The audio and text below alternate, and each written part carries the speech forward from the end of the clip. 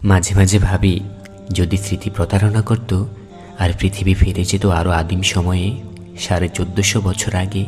ধরা যাক, একদিন একটা পুরনো মানুষ বিক্রির হাটে একটা অগভীর কূপার হেলে পড়া খেজুর গাছের পাশে এক অনারব বণিক আমাকে নিলামে তুলল এবং এক আরব কিনে নিল একেবারে সস্তা দামে।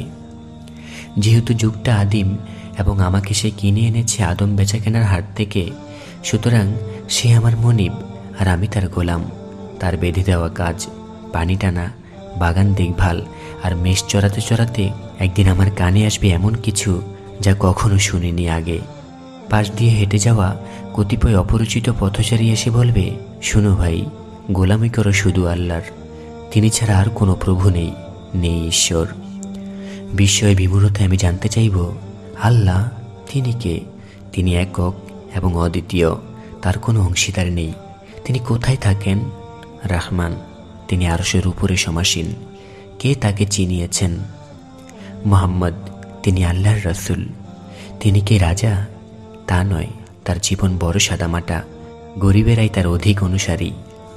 অভাবীকে খাওয়ান, নিজের পাত্রটুকুও তুলে দেন। তার প্রচারিত বাণী কি? আহাদ আহাদ, আল্লাহ এক, আল্লাহ এক। তারপর আমি ভুলে যাব দুনিয়ার সমস্ত কথা, সমস্ত গান আর কবিতা। বিস্মিত হয়ে সে আহাদ শব্দে হয়ে উঠবে আমার একমাত্র ভাষা। এবং সে আরব ব্যক্তি যে একদিন আমাকে কিনেছিল হাট থেকে একেবারে সস্তা দামে, এতদিন যার গোলামের শিকল পরানো ছিল আমার পদযুগলে, তার প্রভুত্ব ধরে রাখতে সে আমাকে শুইয়ে দিবে তপ্ত বালুকাময় প্রান্তরে। মাথার উপরে গনগনে সূর্য আর পিঠের নিচে কয়লা পোড়া বালি। তৃষ্ণায় আমার বুক ফেটে যাবে।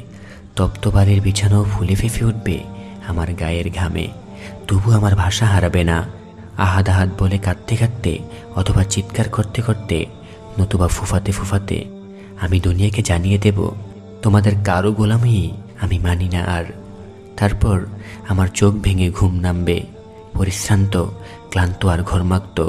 ঘুমের আবেশে জড়ানো স্বপ্নে ধরা দেবেন এক সুদর্শন মানব। তিনি বলবেন, সুসংবাদ লও, তোমাকে দান করা হয়েছে বিরল সম্মান। আহাদ আহাদ বলে যে কণ্ঠকে উচ্চকিত করেছ আজ, বাতাসের রন্ধ্রে ভাসিয়ে দিয়েছ যে তাওহীদের ব্যঞ্জনা, আজ হাত পেতে নাও তার পুরস্কার। তোমার গলার সুরে প্রতিধ্বনিত হবে গোটা দুনিয়া, তুমি হবে ইসলামের মুয়াজ্জিন। তারপর এক ধনাঢ্য আরব লোক, আবু বকর, ভারী ভালো মানুষ, আমাকে পুনরায় ক্রয় করে মুক্ত করে দেবেন। মানুষের গোলামের শেকল ছেড়ে আমি গায়ে জড়াবো তাওহীদের শেকল, যে শেকলে আমি পেয়ে গেছি শাশ্বত মুক্তি। মুহাম্মদ সাল্লাল্লাহু আলাইহি ওয়াসাল্লাম, যার কাছ থেকে একদিন ধার করেছিলাম আহাদ শব্দ, আমাকে দেখে তিনি ভারী উচ্ছ্বসিত হবেন। তার অবয়ব জুড়ে থাকা বেহেশতের প্রশান্তি আমার দেহ আর মনে বইয়ে দিবে খুশির কল্লোল। তার দুহাতে চুমু খেতে খেতে আমি বলবো, ফিদা কাবি ইয়া উম্মি ইয়া রাসূলুল্লাহ, আমার পিতামাতা আপনার তরে কোরবানি হোক হে আল্লাহর রাসূল। আলগোসে তিনি আমাকে বুকে টেনে নেবেন। বুকে পাথর চাপার যে যন্ত্রণা এতদিন আমাকে তাড়িয়ে বেড়াতো, নবীজির আলিঙ্গনে সে ব্যথা উদাও হয়ে যাবে। মাঝে মাঝে ভাবি, যদি স্মৃতি প্রতারণা করত আর পৃথিবী ফিরে যেত আরও আদিম সময়ে, 1450 বছর আগে, নবীজির দেখা পাওয়ার আশা পেলে আমি নিঃসংকোচে মাঠে হাটে বিক্রি হতে রাজি। আরব আর অনারব, যত খুশি আমার বুকের উপর তুলে দিক শক্ত পাথর। নবীজির আলিঙ্গন পেলে বুকে উহুদ পাহাড় উঠে গেলেও ক্ষতি নেই। সাল্লাল্লাহু আলাইহি ওয়াসাল্লাম।